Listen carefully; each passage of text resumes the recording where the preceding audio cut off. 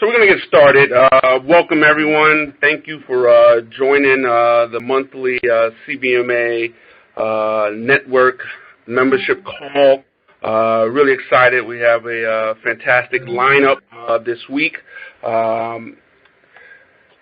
name is Sean Dove, and I'm the CEO of the Campaign for Black Male Achievement. And the Campaign for Black Male Achievement is a national membership organization that seeks to ensure the growth, sustainability, and impact of leaders and organizations committed to improving the life outcomes of black men and boys. We do that through a number of strategies, and our core strategies are around capacity building, network and movement building, and strategic communications.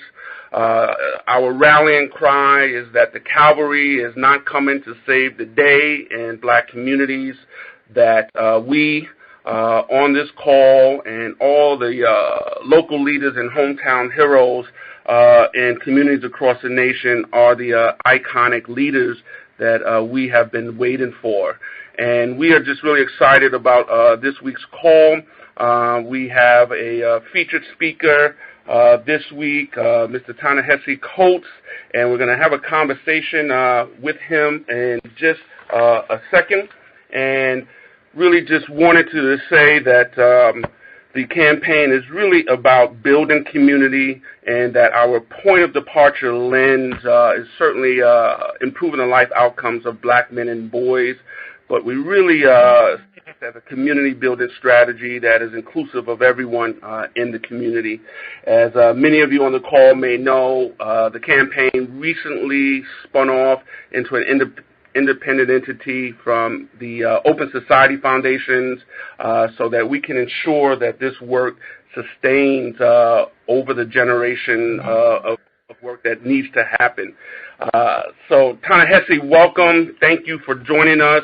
We have had a wealth of excitement and feedback about you and your book, Between the World and Me, and looking forward to this time. We wanted just to open it up and ask you just to share with our members from around the country and folks that have joined the call, just to give us a little reflection on the inspiration for writing the book, and what kind of impact has it had on you since you've released it, and also the impact you're hoping that it will have on folks that are a part of our network in the Campaign for Black Male Achievement.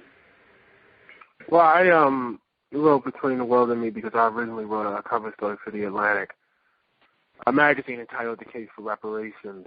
And when I finished that piece, which was probably, I guess, about late 2013, maybe November or so, I was somewhat, I was very happy with it, but in some extent I was left a little displeased. The thesis of The Case for Reparations was that any understanding of the relationship between African Americans and their country, any understanding between the relationship between African Americans and their state and their society had to include the concept of plunder, and that, in fact, plunder was arguably the dominant concept for understanding that relationship. And I tried to establish that through the usage of history, through the usage of empiricism, the usage of traditional journalistic tools of reportage, numbers, etc. But when I was done, I felt like what I had somewhat ignored in that was what the individual experience felt like. And I knew the individual experience very well. I am originally from West Baltimore. I grew up in a time period in which, in the 1980s, where violent crime had really spiked. Folks were worried very much about their physical safety. And what I remembered most about growing up under that system was a persistent fear of violence, and not just my own personal fear, but a fear that spread to my parents and everyone's parents who I knew. When I thought about school, for instance, when I thought back on it, what came back to me was not, algebra, was not English, was not, reading class, was not, French or Spanish or anything like that. Fear is what came back. What I remembered is fear for my body, fear for what some group of young boys would do who were from another neighborhood, fear about my attempts to, go to other areas of the city and what might happen if I did that. Fear dominating how I decided to dress in the morning. Fear dominating who I decided to walk with in the morning and how we walked. Fear dominating the directions in which we took. I think a lot of times when people talk about black folks, I think when people talk about black youth and young black boys in particular, there's great focus on their attitude and how they conduct themselves out in the world, and there's great focus on this notion of them sort of being scary and being, hard and acting in certain ways. But there's very little attempt to understand what's actually going on, and I felt that I was in, great position to explain that because I was one of those boys. And one of the big things that's behind that, and that's always been behind that, is fear. It's very hard to speak to what I expect the effect of that book to be. I'm a writer, and in that sense, sort of like an artist in the sense that my great obsession was the problem of actually crafting the work to get it to demonstrate what I felt it demonstrated. I hope that it's read, indications show that it is being, fairly well read. And I hope, folks who are, not from that experience get some sense of what the experience is like. I hope that folks who are from the experience get some sense of the fact that they are not crazy, and can see their worldview verified in the work that I offer. Great. Thank you. And I just want to let folks know we are going to be taking questions for Ta-Nehisi via email. If you have a question, please email it to submissions@blackmaleachievement.org. That's submissions@blackmaleachievement.org. And Ta-Nehisi, thank you for just laying out the foundation for the inspiration for writing the book. And the persistent fear that you talk about and write about growing up in the 80s certainly still exists on many levels today in 2015. Some of the heart of some of the work that we are doing at the Campaign for Black Male Achievement is how do we quantify hope for black men and boys in America? How do we call on the collective efforts and the movement of the public policy, the philanthropic community to infuse some sense of hope? And at some points, and many points actually in the book, it's not a hopeful picture that you paint. And so share with us how many folks on the call are on the front lines working in cross-sector areas to advance black male achievement, and how do we balance that tension of the prevalent fear but seeking and finding and grappling a sense of hope? Well, I have to, be entirely straight with you. I don't really know.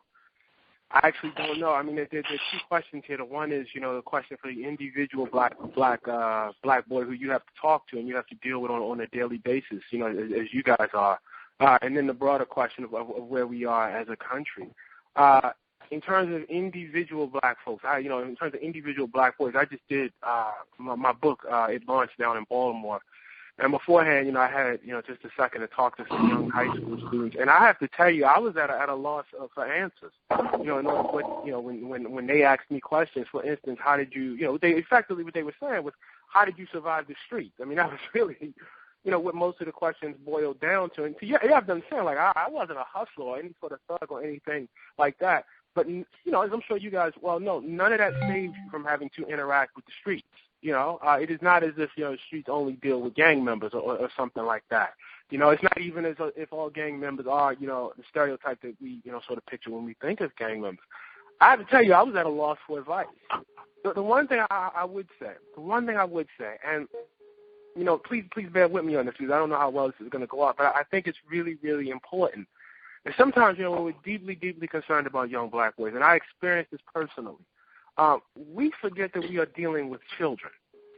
And so, I think you really have to be, aware of the limits. The thing I think about all the time, there was a piece during the playoffs, during the NBA playoffs, everybody was talking about Stephen Curry. And somebody, a teacher who was dealing with mostly a minority population, wrote a piece requesting that, mostly uninvited, but requesting that Stephen Curry never come visit his school.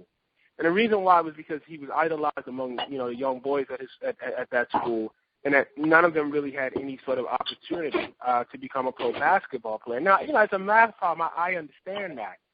But see, most children idolize Steph Curry. It's a thing to do that children, do. So, when we do this thing, when we say, well, you guys aren't going to be, it's a popular thing. You guys aren't going to be, basketball players. You guys aren't going to be, rappers. Which is the sort of thing that you hear from young black males a lot. You have to understand you are hearing the thoughts of children. And you have to address them in that sort of way. There's a way to have this conversation besides stepping on their childhood. I'm harping on this because this is one that I hear a lot. And our problem in our community is not that our children, want to be rappers and that they want to be basketball players. The problem is that they don't see anything else. The problem is that, that there's really nothing else, out there that's presented them in a direct sort of way. I have a young son right now. I'm literally looking at him right now, and he is playing a soccer video game. And, a few years ago, he would have told you, maybe he would tell you today that when he grows up, he wanted to play professional soccer. That was something that he actually dreamed of. I certainly, would not have assaulted his dreams and told him, there's no way you can do that. Why don't you focus on something more realistic? But what I did try to do was expose him to as much as possible, so that organically he would have other things to talk about and other things to think about. So, I'm actually talking myself into a solution here. I think exposure is huge. I think exposure is gigantic. There's a portion in the book where I talk about taking French as a young person. And they're literally having no understanding of what me taking that class had to do with anything. I didn't know any French people. As far as I was concerned, I wasn't going to go to France. I didn't know anybody who was going to go, who was going to go to France. That was an abstraction to me. Why was I there learning? How was that going to advance my life? And I think these sort of motivations that we often give young black boys, where we say, well, you either do this or you're going to end up dead or you're going to end up in jail. It's a very thin motivation. If that's all we have, then we're in trouble.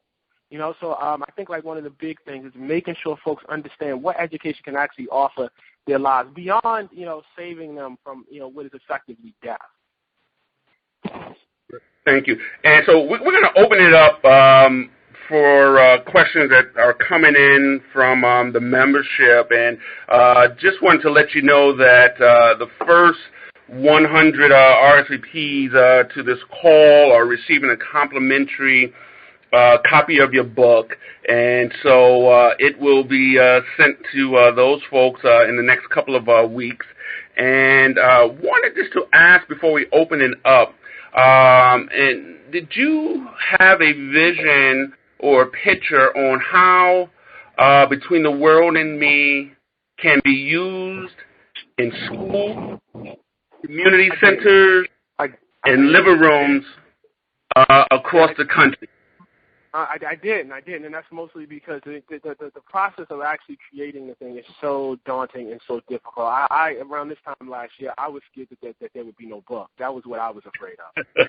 And so to actually, fashion a book is so difficult, and I was so obsessed with the process. And the release date actually got moved up. So as recently as, this is supposed to come out in October. So as recently as 2 months ago, I was sitting there making corrections still trying to fix things. So no, I didn't think too much about reception. The amount of reception it's gotten is I'm shocked, to be frank with you. I mean, I didn't see any of this coming. Yes, it's gotten phenomenal reception. And one of the folks on the call, Elijah Wheeler, he asked, could you share a little bit of your response from folks that may feel that the book omitted the views of black girls, women, inside the book. And we know that it's a personal book and a personal story, but I'm sure that this is not the first such question you've received like this. Well, first of all, I would say I don't think that's actually true.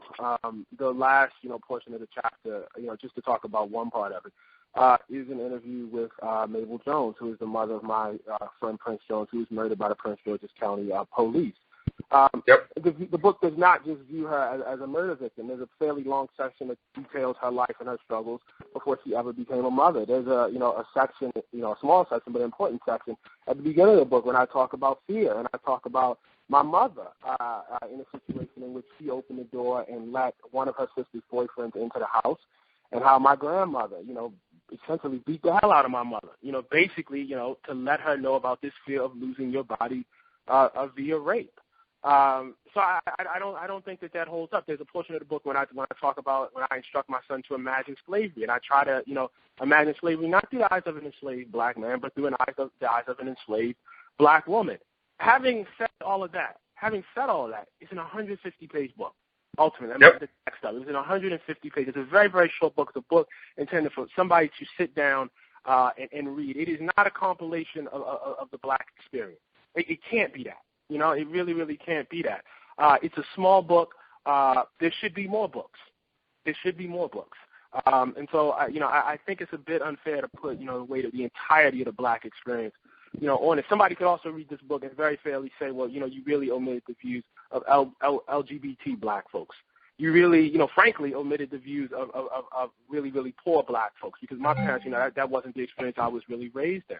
There are entire cross-sections of the black community that, one would say are not, totally represented in this book. But that's not how the book was not written to represent the entirety of the black experience. That wasn't really the motivating force behind it. And I think, if this book, for instance, had not been a New York Times #1 bestseller, if it had not gotten the reception it had gotten, this wouldn't really be a question. The weight of representation would not be on it. I know this very well because the previous book I wrote, The Beautiful Struggle, is a much more male book. It only concerns myself, my father, and my older brother, and this was not a question at all with that book. And the reason why is because considerably fewer people read that book. There was no sense that book had to be freighted. But I think what happens is every once in a while there is a book about black folks that comes out, and it attracts a certain level of attention. And once that happens, people put things on it. But I would encourage people not to do that. I would encourage people to make sure that there are more books.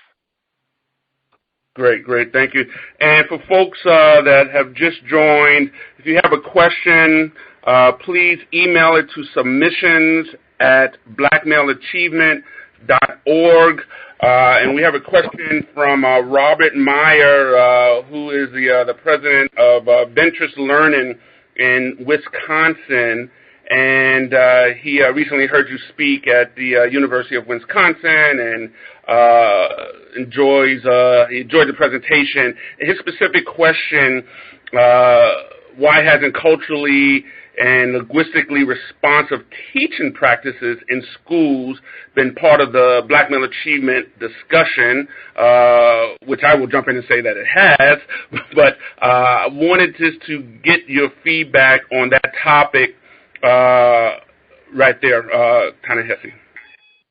Well, I probably have nothing to offer there. I mean, you would obviously know better than me. So I don't want to step out of my lane and try to answer a question, and I don't have too much on. So I'll leave that up to you guys. Okay, great. So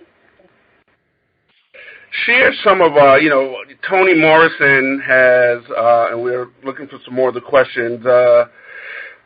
Gave a glowing, phenomenal endorsement of you and the book, and she said that she had been waiting for someone to fill the intellectual void since James Baldwin, and has declared that is you. Share your response to that and what that means for you as a writer, and the weight and responsibility, perhaps, that such an anointing from the iconic Toni Morrison means. My response is that I'm deeply, incredibly honored.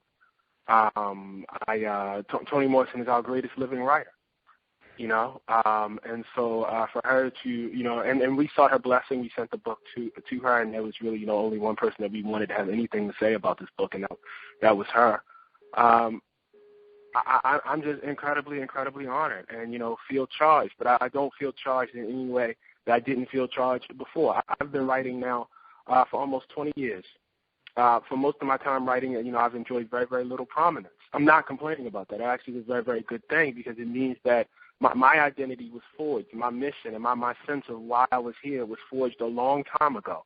To write in such a way as to bring something new, to write in such a way as to, bring a perspective on the world that I didn't feel was quite there. That's been with me, and those are the things that James Baldwin did.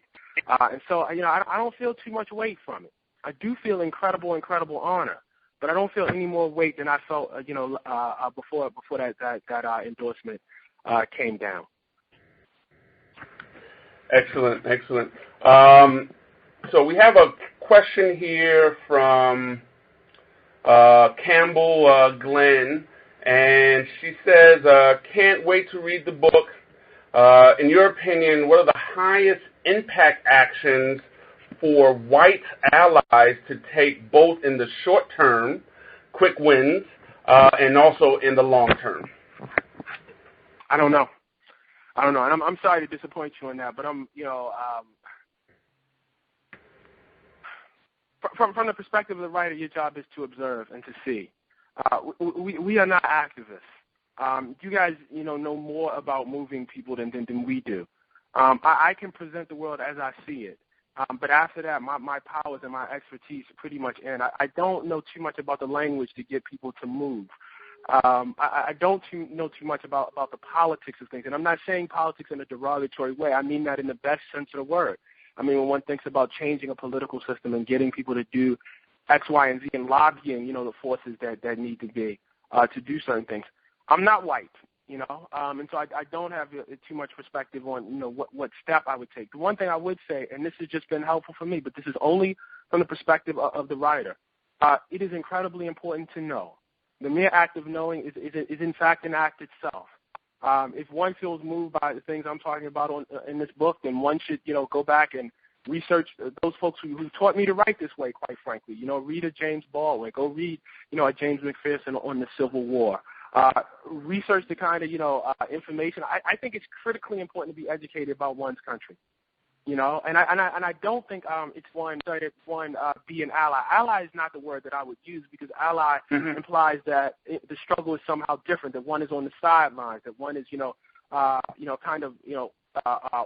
called in for reinforcements or something like that. It's your fight too. I was with a gentleman yesterday, and we were talking about the history of anti-Semitism, and he said to me, people talk about things like the Jewish question and the Jewish problem in Europe, but there never was a Jewish question or a Jewish problem. There was a Christian question and a Christian problem. And it's pretty much the same thing here in America. We don't have black issues. We don't have a black problem. We don't have a black question. We have a white problem. That really is the bottom line. We have, the need of a group of people across history and across time to define themselves as white, and thus do things to other people in order to make that definition stick. And so, allyship is probably, it's a prominent vocabulary, and it's a prominent, term of use on the left. But I have to say, as a writer, it's not the way I see the problem. This is not, a problem in which it's black folks, and it's only black folks who have to deal with it. It's not even primarily black folks' problem. I mean, this is, to the extent that it can be limited, is an American problem. Great. Okay, thank you for that. And we have you for another minute, and there are a bunch of questions that we can't get to, but the last, in the minute that we have, can you speak to, and this was the book, a personal, letter, so to speak, to your son, Samari. And there was a scene when he was watching the verdict on whether or not there would be an indictment in the Michael Brown murder in Ferguson, and where he went to his room and cried, and you kind of let him, be in that moment.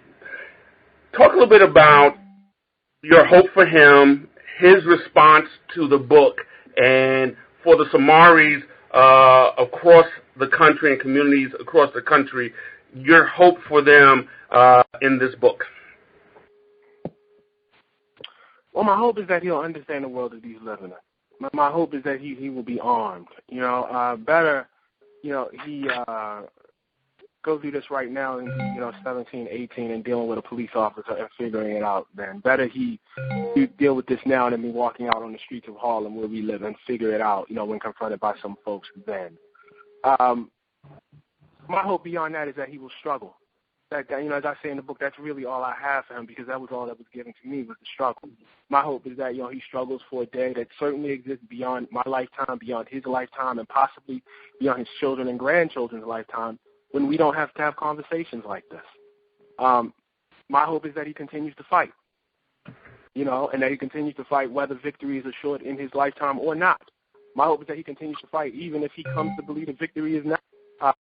The struggle itself, the effort to understand, the effort to change, is in and of itself ennobling. I say this all the time, but it is, though enslavement in this country was a brief period. It was 250 years, which means that the period of enslavement in this country lasted longer than the period of actual freedom. That means that there were generations of black people born in this country every year who, when they looked back into their ancestry, saw nothing but slaves. When they looked forward into their progeny, saw nothing but slaves.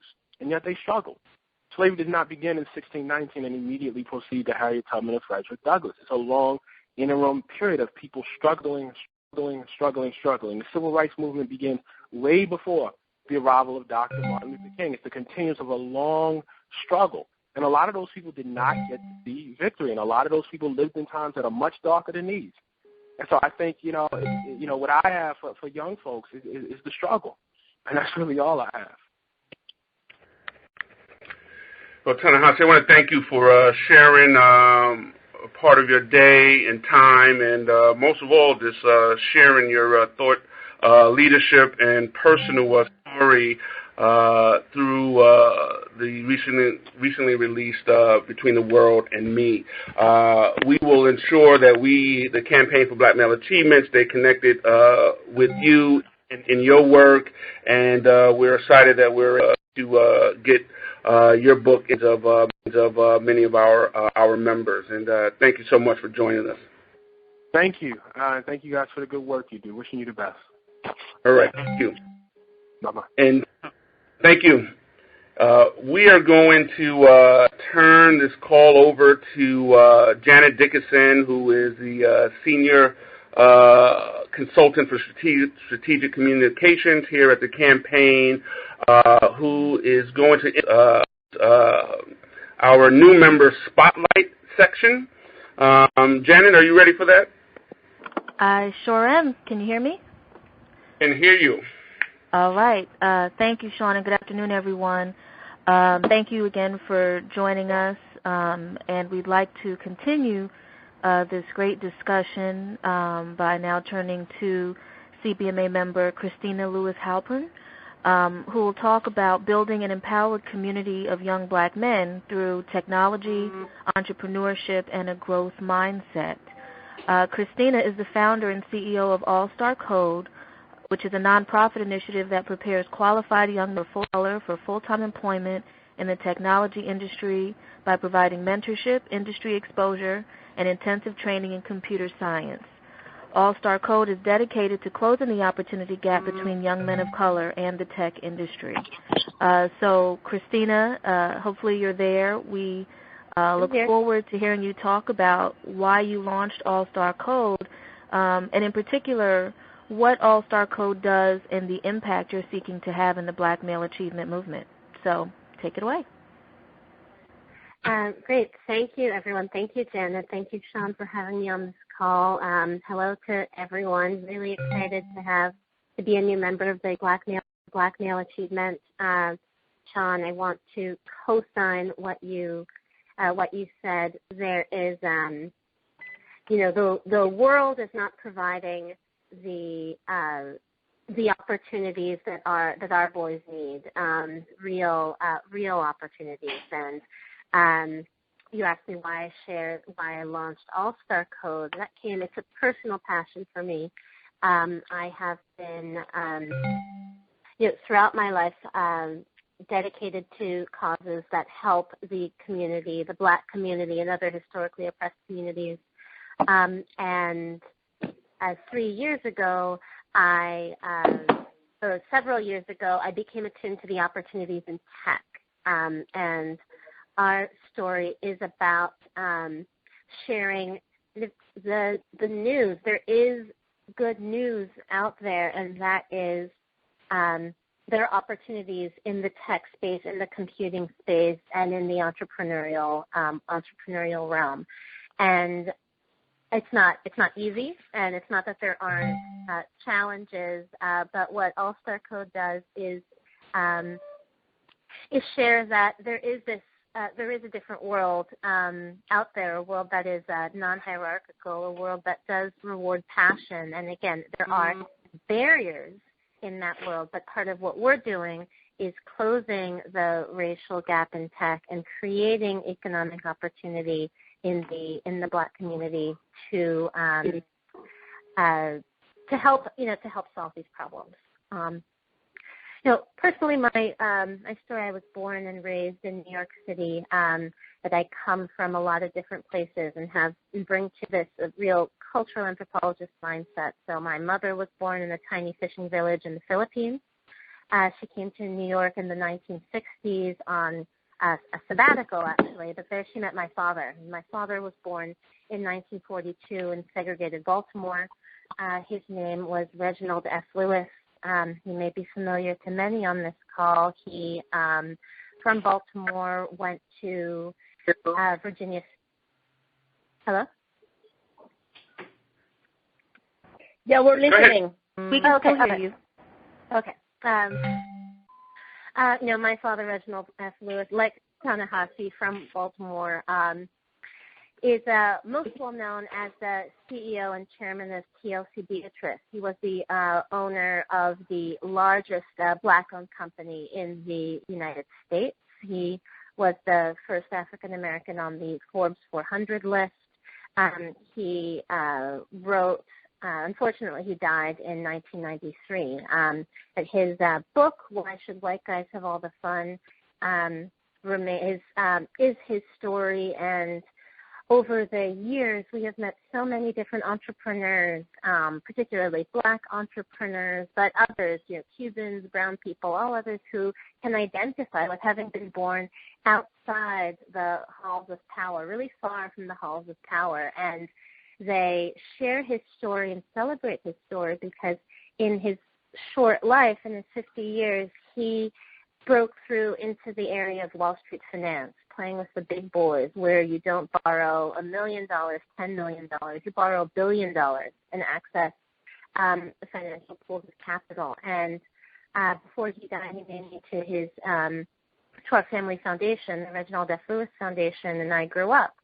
I was only 12 years old then. Grew up thinking about making small grants, but to different organizations that can help the community. And our focus has always been on education. And my father was springboarded in his career by an access program, one of the first access programs in this country, and it was run by Harvard Law School, where they simply reached out to students at the Black colleges who were interested in the law, brought them up to Harvard for 8 weeks to expose them to the law, recognizing that corporate law was a different world at that time because segregation had kept African Americans out of the corridors of finance. So expose them to it.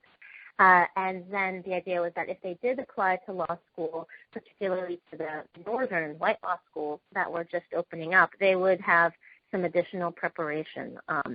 And that is something in a memoir that I wrote called Lonely at the Top. And at that moment, I said, that is how change happens. You need a group of people coming together who decide to open things up. And there's no change without people, a group of people for that change to happen, allowing for talented individuals to break through. And in that moment, as I heard about that access program directly from one of the professors who founded it, he's now 85 years old, has Parkinson's, is actually a Holocaust survivor.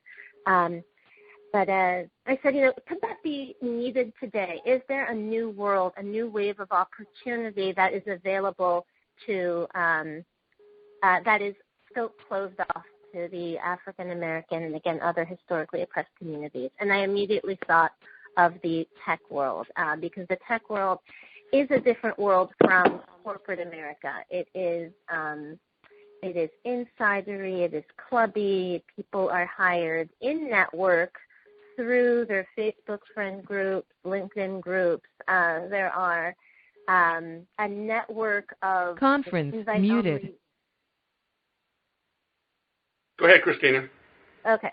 There's a network of invite-only conferences, and this world is the engine of job growth and wealth creation in this country. Only there are 1.4 million computing jobs set to come online by 2020, and only enough graduates to fill about 30% of them. We need more students taking the computer science AP to fill these roles, but not just because these are good jobs. Of course, good jobs are incredibly important, but also because tech is a way to create change in this country. If you can build something using the computer, if you're a hacker who can create things, then you have the ability to create tools that people can use. And whether you're at a tech company or other industries, it is technology that is driving innovation, that has the potential to be most influential in changing lives. And there's a great article written by J.J. McCorvey in Fast Company that talks about President Obama's startup within government. And he has created a group of people, who's building a group of people who are attacking fixing the tech in all of these different government programs, I think starting with the Veterans Agency. And do you know how many people are in this that he is hoping to have in this department? 500. He thinks that 500 people, but working in the federal government, is enough to create huge, meaningful change for the lives of all Americans. That's how powerful a group of technologists can be. So the goal of I'm sorry to interrupt you, but you're raising some good points, and I just wanted to sort of ask, to that point, how is All-Star Code directly been engaging, sure. Black men and boys? Mm-hmm.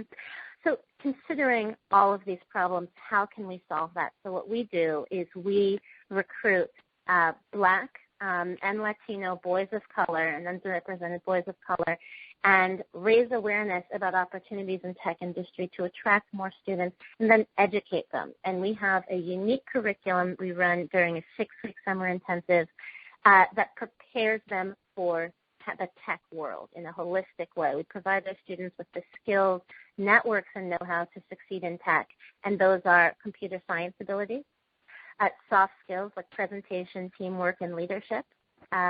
We also provide them with growth mindset. Now, growth mindset is an intrinsic part of tech culture, and it is something that is not taught in schools today, but it is something that is incredibly powerful mindset that offers a life-changing new view of the world. And that's where you start to see your failures and your struggles as actually an opportunity. And it's an opportunity to learn. And we teach our students to celebrate failure. It is an intrinsic part of week 1 of our program. They start celebrating their failures, and they will actually clap. When all of our speakers come in, our teachers and others, we tell them, tell them your mistakes, tell them your struggles, and our students will celebrate that. That creates an incredible learning environment in our organization, because our students, if we have a student who is, say, weaker in coding and he's struggling, and there's another student who maybe is kind of breeze through that exercise. In fact, the student who's struggling is doing better. And we encourage our students that they need to challenge themselves, and if they're not, then they're not actually being successful. And how this is something that is really a mindset for everyone, but for Black men and boys in particular who face, unique and real challenges, what this has an opportunity to do is create a baseline for trust. And we believe in the power of human connection. That's human connection within our community, but human connection with people who are across the board who are new. Our students' success means pioneering into an industry where there are very few young men who look like them. So with growth mindset, we encourage them and say, you have struggles. In fact, the people that you're working with, they also have struggles, and they're not the same, but they can actually empathize with you, and there's opportunity for like meaningful connection for you. Wonderful. So that is what we teach in our program. Thank you, Christina. And because we have just about a minute left, we wanted to close off just by you telling us in the next minute or so sort of what joining the CBMA network has meant for you and your organization, and even more importantly, how can people on today's call support All Star Code's mission? Absolutely.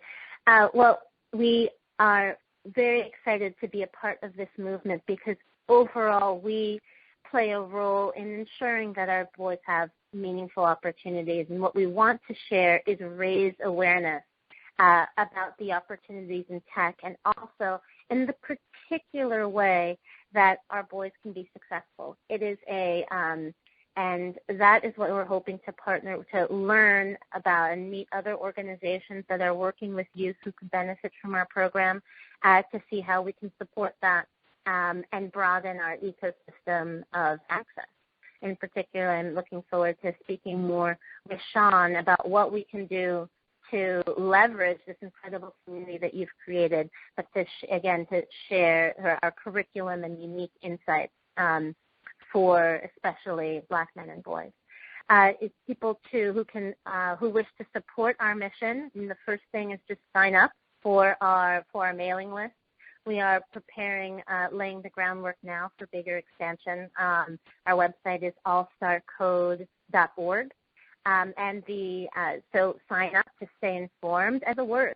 Spread the word. We're hashtag Summer of Code at All-Star Code on Twitter. Forward our mailing list and join our movement. Excellent. Thank you so much, Christina. And again, everybody, the website address is www.allstarcode.org. So we definitely encourage you to check that out and support in the many ways that Christina mentioned. And now I will turn it back to Sean to introduce our next and final speaker. Great. Thanks, Christina. Thanks, Janet. And thrilled to introduce a friend and partner of the Campaign for Black Male Achievement, Joshua Dubois. Are you on the line, Joshua? I'm here, Sean. Hello. Great. Welcome. Thanks for joining us. Joshua is the founder and CEO of Values Partnerships. And for many of you, you may know that he is the former director of the White House Office of Faith-Based and Neighborhood Partnerships. And Joshua and his team and a number of other partners, CBMA included, recently has launched something called MBK Faith, which is designed to increase faith-based and faith-rooted engagement in My Brother's Keepers initiative. My Brother's Keeper initiative was launched in February 2014 and has really elevated on so many levels the conversation, the intention, and the investment around Black male achievement. And so, Joshua, thanks for joining us. And could you just share what is MBK Faith? How can folks on the call get engaged and the broader vision for the work that you're leading in this area? Absolutely. Well, Sean, again, thank you so much for having me, and thanks to you as well, Janet. It's an honor to be on with you all. You and Rashid and the entire team are doing tremendous work linking the country together really to focus on our men and boys, and so I'm grateful for that and deeply appreciative of Christina and Brother Ta-Nehisi as well. So by day I run a consulting company called Values Partnerships, and we work with clients from Oprah Winfrey to the History Channel to Amnesty International and others in between, helping them connect to the faith community to solve big challenges and change the world around them. Actually, Christina's remarks were very compelling for me. One of our clients is ABC's Shark Tank, and we help them identify minority entrepreneurs to appear on that show. And so I need to talk with you and anyone else who's connected to sort of the entrepreneurship space when it comes to men and boys of color. But sort of on the side and Troy of that, Carter. Oh, sorry. And Troy Carter, our advisory board member, is just on that. Sorry. Wonderful. Yeah, he's going to be one of our guest sharks for this coming season. So we're excited to have him. So, yeah, definitely would love to follow up and pipeline some of the young men you're working with that have great ideas onto the show. So, anyhow, sort of on the side of that, because of our relationships with communities of faith around the country and sort of longstanding work with President Obama, we have volunteered to pull together a network that we're calling #MBKFaith. This is rooted in the idea that I'm sure many of you know that on most blocks in our country, if not every other block, there's a church or a synagogue or a temple or a mosque that is already seeking to impact boys and men through men's ministries and mentoring programs or prison ministries and so forth. And I should say there are some very prominent exceptions to this, but in many cases, these faith-based ministries lie outside of more established and formal networks of men and boys serving organizations, particularly when it comes to those smaller or medium-sized congregations that don't have much of a citywide footprint or media presence and so forth. So we have taken some tentative steps to try to pull this faith community together and connect them with the broader Men and Boys of Color movement.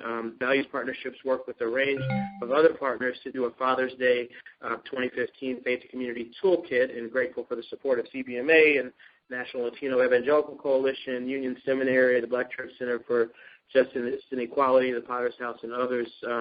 And we hosted that at mbkfaith.com to really give houses of worship around the country some specific steps that they can begin to take to plug into the broader Men and Boys of Color movement. You can check it out again at mbkfaith.com and sign up to learn more and download that toolkit there.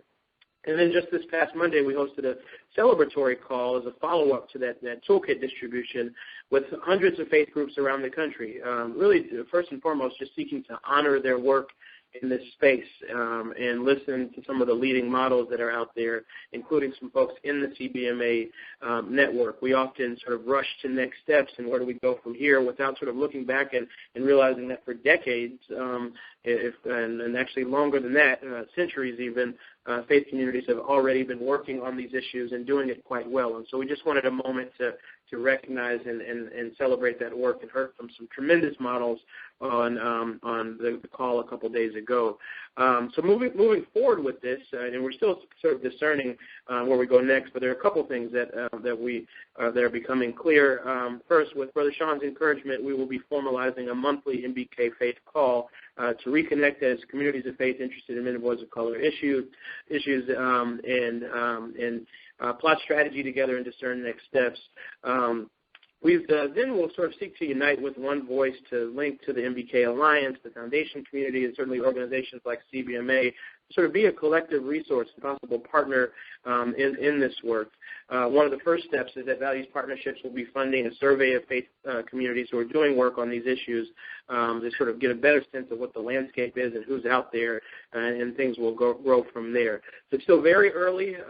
We have sensed a need that, again, with some major exceptions, too many faith communities are doing good work but not plugged into to these networks, and now we are seeking to pull them together. If you're interested in connecting into this in any way, again, go to mbkfaith.com and sign up there. Also want to offer up a great member of our team at Values Partnerships, Scott Buckout, who is helping to lead this work. His email is scott@valuespartnerships.com. And yeah, Sean, that's pretty much it, my friend. But excited to connect with the CBMA network however we can. Great. Thanks, Joshua. I'm wondering if you could share with the folks on the call, and we know that there is a MBK Faith playbook on the website, and that's mbkfaith.com. But for folks on the call who have not accessed the playbook and are just for the first time hearing about this effort, if you can offer 3 things that they can do in their city, their town, their community right after this call to deepen the faith-based engagement to advance the Black Male Achievement movement in the nation. Sure. Well, one, any faith leaders that you know, both clergy and lay leaders, have them sign up at mbkfaith.com so that they can be invited to future engagement efforts, future conference calls, and so forth. Two, encourage your local faith communities to host an MBK Sabbath. It's a pretty straightforward thing to honor and celebrate black men and boys on a Saturday or Sunday in a house of worship that you may be affiliated with. The MBK Faith Playbook has some tips and ideas for exactly how to do that. And so would encourage you to just sort of directly bring the conversation on men and boys of color to your faith community specifically.